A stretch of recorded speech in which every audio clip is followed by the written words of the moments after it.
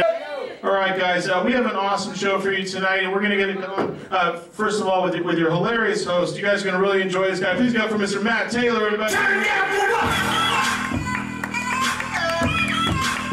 Turn it down for what? Turn it down for what? Baby. Sorry about that. There we go. That's my jam. He asked me, he said, what song would you like to come up to? And I said, you don't even need to ask me. What song? That song. That's the song my mom used to play me every night as I went to sleep. She said, Matthew, what would you like to hear? What would you like me to sing to you as a lullaby? And I said, I know exactly what I would like you to sing to me, Mother. Whatever the hell that song was just called. That's it. I have, by the way, as a crowning achievement in my career, that my best credit so far now is $2 validation. I don't know what you do for a living, but if the people bring you up and then they say, parking is $2 with validation, you'll say yes. I have made it. I provide validation. Welcome everybody to the very famous Inside Jokes. Do not tell anybody else. That's what we say. That is our motto. Shh, it's a secret. That is the motto of this club. It is, are you here? Damn. That's our secret motto. I'm going to enjoy this set. I like it. I like a good chunk of silence in between my jokes. It reminds me of telling them but to myself like a crazy person. It's like, yeah. I get that nice feeling, that look on strangers' faces as they stare at me like, what the hell is going on here? Don't even worry about it. You all do look very good. That's one thing I didn't notice about all of everyone here. Everyone here looks good. That's very important to us here at Inside Jokes. In fact, we don't even let ugly people into the club. We had a group of 55 people. They were coming in here, and we said, whoa, whoa, whoa. And they're like, what's wrong? And we're like, you're ugly. And they're like, oh, so? We're like, no ugly people at Inside Jokes. And they said, well, and then they kind of trottled off. And so we waved them goodbye. So you're here, which means you're beautiful. Congratulations. Some of you are beautiful in your own unique way. But you're beautiful. I'm handsome, which is a curse. There's nothing worse in this entire world to be than handsome. It is. There's nothing. No one likes handsome people. Everyone assumes you're better at what you do than you really are because look at that handsome bastard. I hate him. That's what everyone thinks. And I'm white too. So I'm a white handsome bastard. And that's like the worst thing you could ever be next to anything else. It is totally the worst. People always look at me like I'm always to blame. Like everything that goes wrong, when I walk by there, like that's probably the mother, that's him. I'm trying to work clean tonight, so I can't swear. No swearing. So this next joke will involve the N-word 45 times. No. You're like, no, it shouldn't. Please don't. We have a nice mix of ethnicities here, I assume. Mostly just white people. Just one white, just all white people. Now that's kind of spooky even to me. When you've ever been in a room with it's nothing but white people and you all notice that you're just white people in a room, and then someone who's not white walks in, gets uncomfortable, right? Because you're all like, should we do something? I don't know. Let's apologize. Why? I don't know. Just trust me. We're sorry. Is it cool? It's cool. Man, this mic is hot. That's showbiz term for loud. So I guess I could have just said this mic is loud. That would have worked just as well. But I didn't want to cheapen the experience for you guys. You deserve the inside technical talk. This is called a stage. Don't want to brag. Anytime you see a performer and he's on something that's square to rectangular and he's talking to you like a loon, that is a performer on a stage. This is a microphone.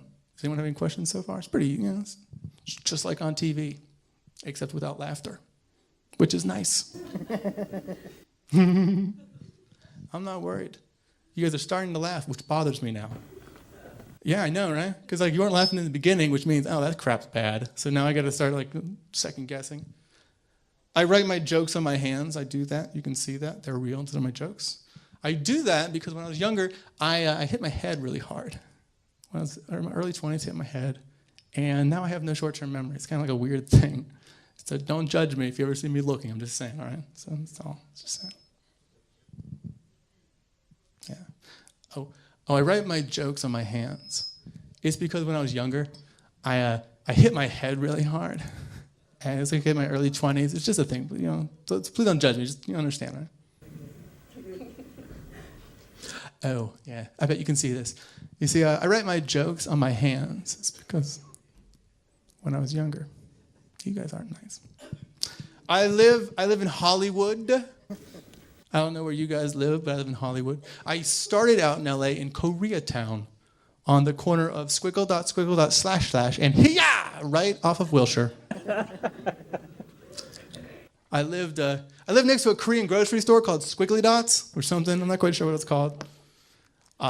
When I was leaving Koreatown, they were investing in a sign. I'll never forget that. They bought a big sign in English, and that matters.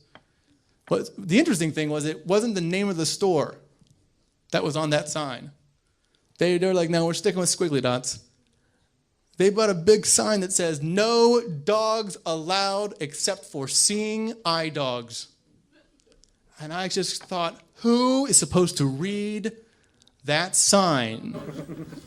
Blind people? They would love to, but they're not going to.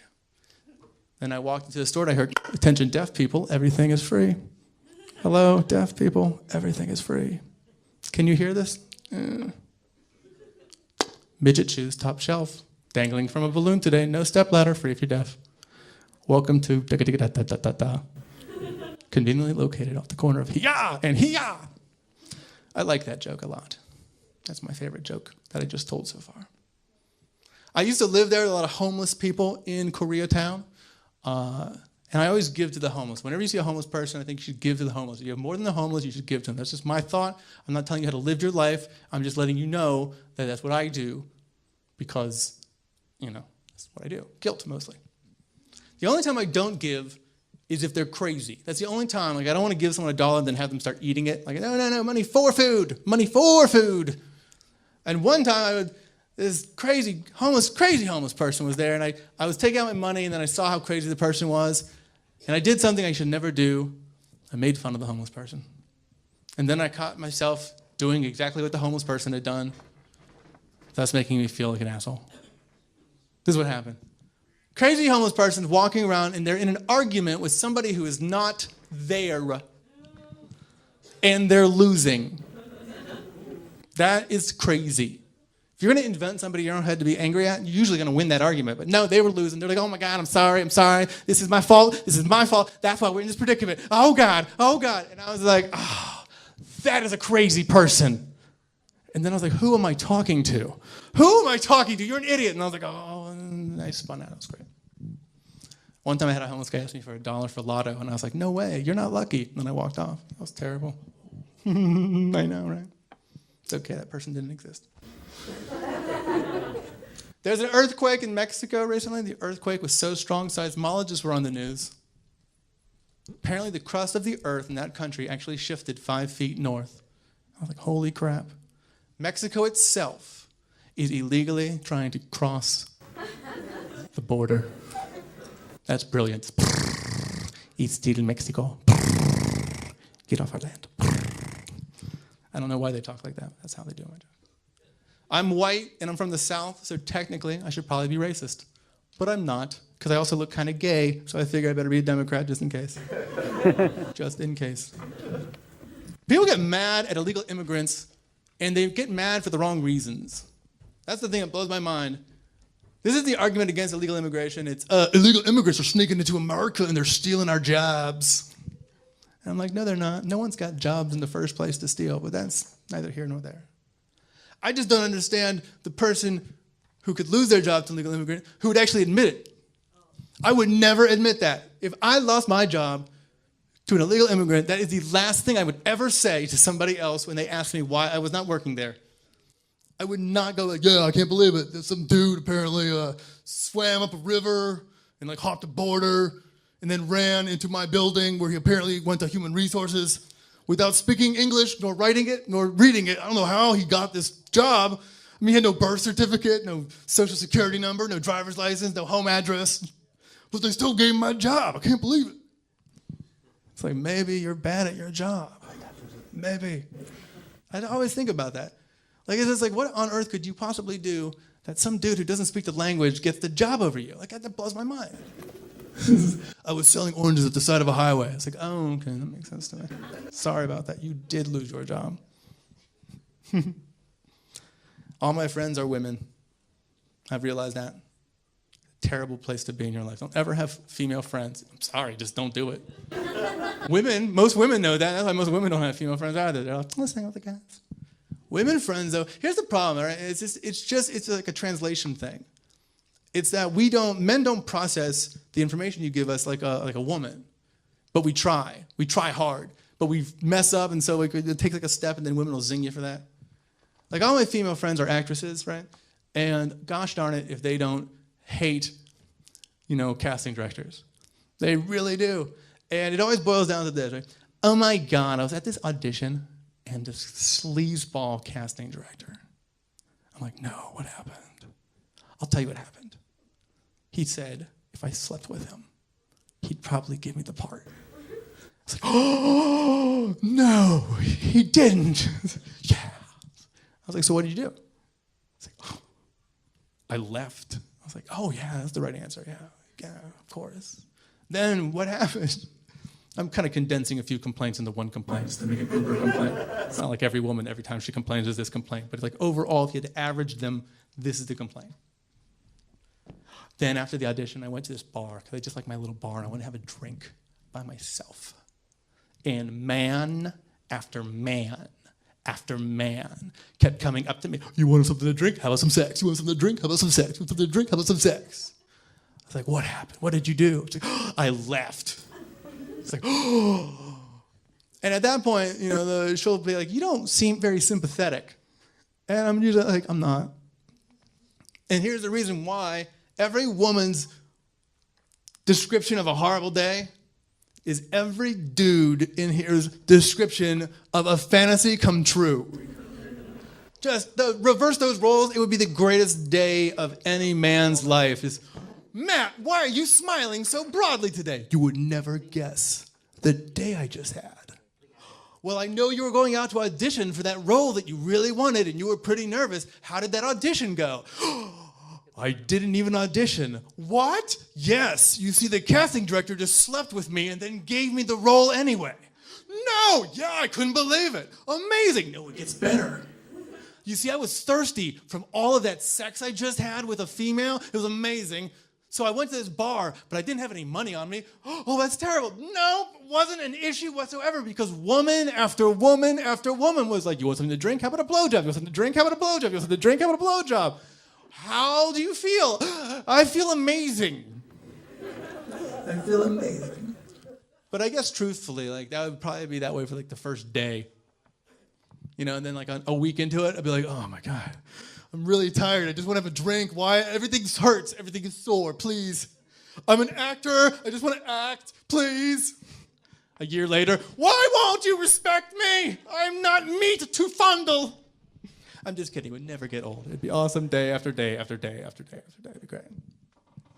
That's why I assume it's like to be gay. Is that unfair? It's kind of what I assume.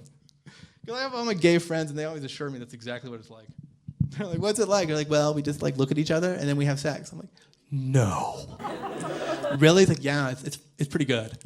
Really? He's like, yeah, but we don't have any relationships, really. There's a lot of times we don't have many relationships. No. He's like, yeah, it's pretty good. It's like, oh. I'm jealous of my gay friends. I just wish I had their voice. I don't know how it is that somehow becoming gay gives you the world's coolest sounding voice, but only gay dudes get to have that, which is a great voice. I don't know what your feelings are towards gay people. Do not care. I do know that every single person, when you hear, hey, you go, oh, thank you, Jesus. It's a good neighborhood. No danger. Everything's going to be fine. Maybe some techno. I'm safe. Hey, how you doing? All right. Guys, we're going to have a great show, I think. I'm pretty sure. A little bird told me, but that's because I'm crazy and I talk to birds. We have a great show. We have some wonderful comedians. They have jokes. They have stories. It's going to be great. We are small, but we are mighty. That is what I like to say. And pretty. We're small, we're mighty, we're pretty. So we're going to have a good time. Comedy is what you put into it. I always tell people that. So if you like someone, laugh. If you hate them, laugh harder. That'll teach them a lesson. It'll be great. Are you guys ready to have a wonderful show?